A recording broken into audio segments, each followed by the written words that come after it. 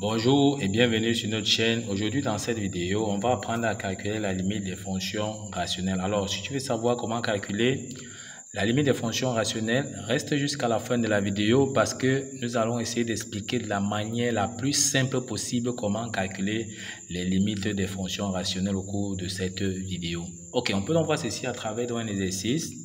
Exercice, calculer les limites des fonctions suivantes.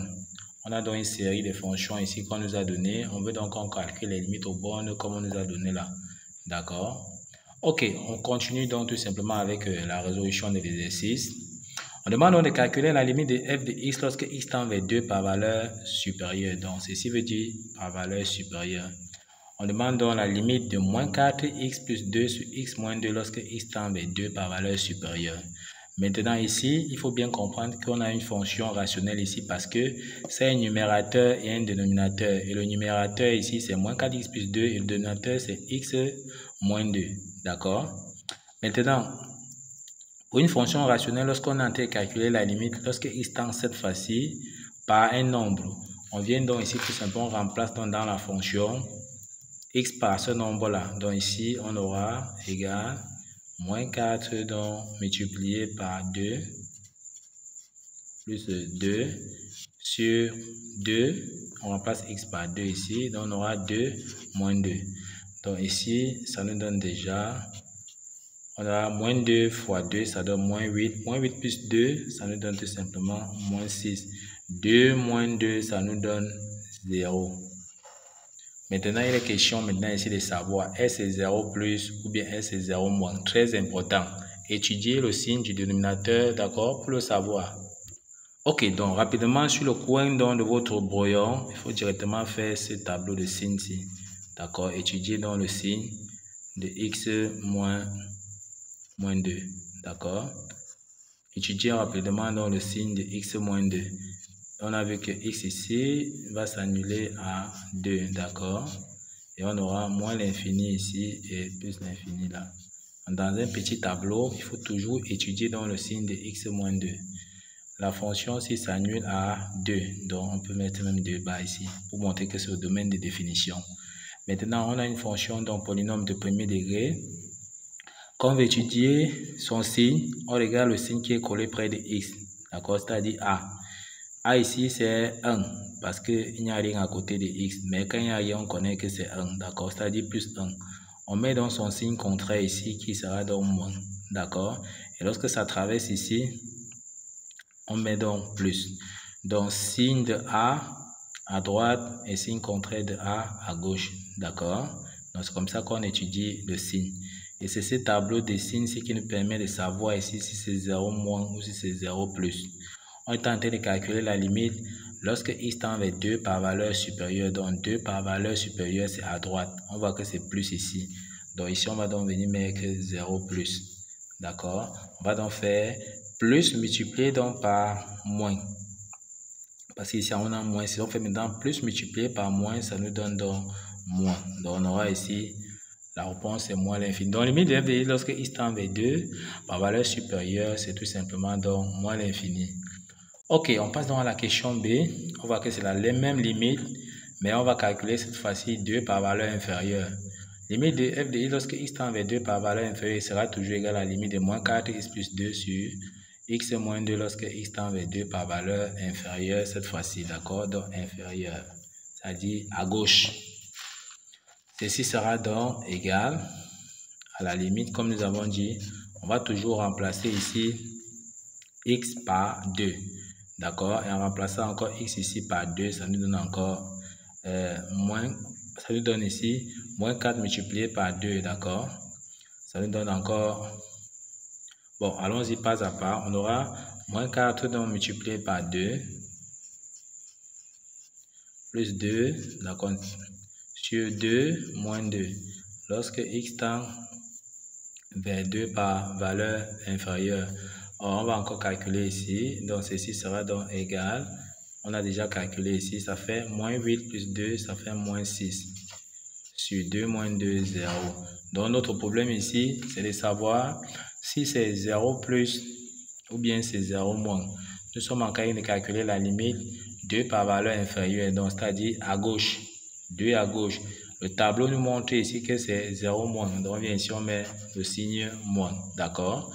On fait encore maintenant moins fois moins. Ça nous donne tout simplement donc plus l'infini. Donc la limite de f de x lorsque x tend vers 2 par valeur inférieure est tout simplement donc égale à plus l'infini. On passe donc à g.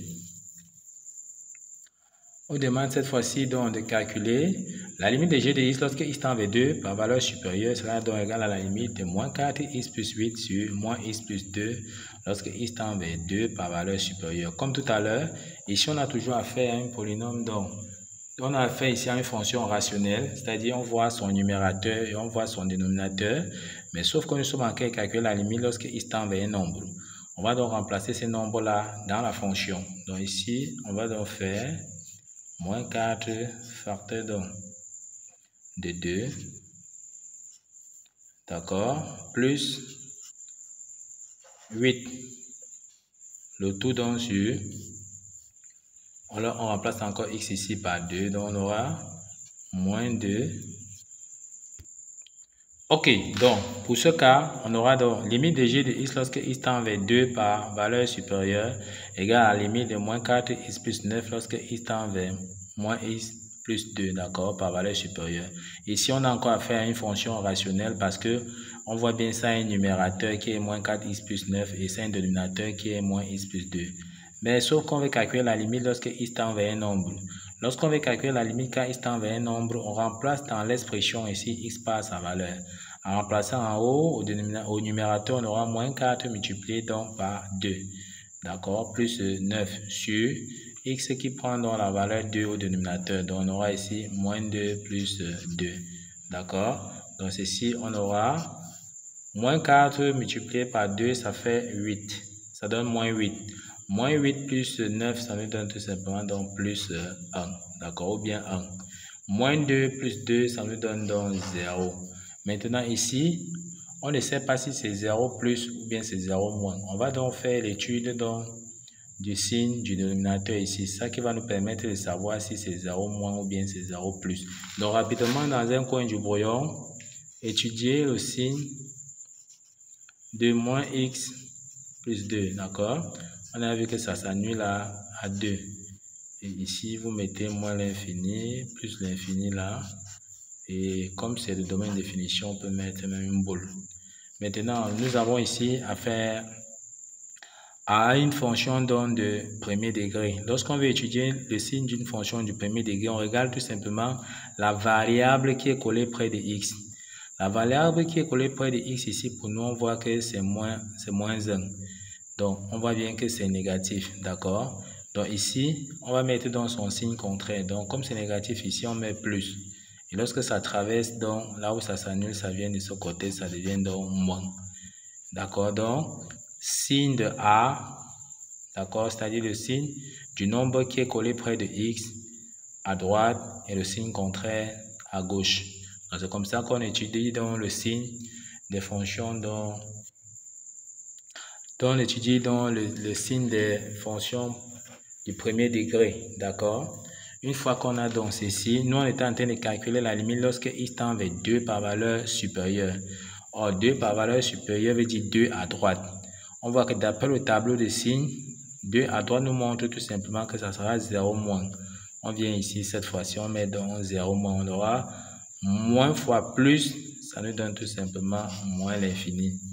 D'accord, donc la limite de g de x lorsque x tend vers 2 par valeur supérieure est tout simplement égale à moins l'infini. Donc toujours bien penser faire son petit tableau, d'accord, dans un coin de son brouillon avant de traiter, donc avant de répondre à cette étape. Parce que ça ne veut pas dire que parce qu'on a dit par valeur supérieure qu'on va directement venir mettre ici plus, non. C'est le tableau qui nous donne les signes. Ok, de la même façon, avec la même fonction qui est moins 4x plus 9, d'accord? On calcule donc la limite de g de x cette fois-ci quand x tend vers 2 par valeur inférieure. Ça sera égal à la limite donc de moins 4x plus 9 sur moins x plus 2 sur, d'accord? Moins x plus 2 lorsque x tend vers 2 par valeur inférieure, c'est-à-dire à gauche. Comme nous avons dit, ici c'est toujours une fonction rationnelle, un numérateur, un dénominateur. On a qu'à calculer la limite lorsque x tend vers un nombre. En remplaçant donc par 2, on aura toujours plus 1 sur 0, d'accord, puisqu'on aura moins 4 facteur donc de 2 plus 9 sur moins 2 plus 2, qui sera donc égal à plus 1, parce qu'on aura moins 8 plus 9, c'est plus 1 sur 0. Maintenant, comme tout à l'heure, c'est 0 moins ou c'est 0 plus. Mais comme nous avons étudié le signe donc du dénominateur ici, d'accord, nous sommes en train de calculer 2 à gauche, 2 par valeur inférieure. Et lorsqu'on voit 2 à gauche par valeur inférieure, on voit que c'est plus. On vient donc ici, on met 0 plus. On peut donc faire maintenant plus fois plus, d'accord? Plus fois plus, ça nous donne donc plus l'infini. Ça veut dire que si le nombre qui est en haut ici était moins, on devait faire plus fois moins, ça devait donner la réponse moins l'infini. Ok, nous sommes donc arrivés au terme de cette vidéo. Ne manquez pas de vous abonner à la chaîne, de liker la vidéo, de partager la vidéo aux proches et amis et d'activer donc la cloche de notification pour ne plus manquer nos prochaines vidéos. Sur ce, à bientôt.